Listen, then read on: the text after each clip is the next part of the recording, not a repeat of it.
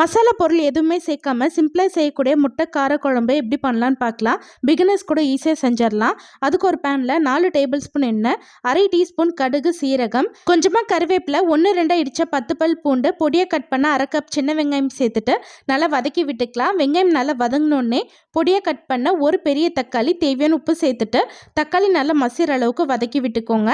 இப்போ அடுப்பு லோ ஃப்ளேமில் வச்சுட்டு 1/4 டீஸ்பூன் மஞ்சள் தூள், 2 ஸ்பூன் மல்லித்தூள், 1 ஸ்பூன் தனி மிளகாய் தூள் சேர்த்துட்டு 1 நிமிஷத்துக்கு லைட்டாக வதக்கி விட்டுக்கலாம்.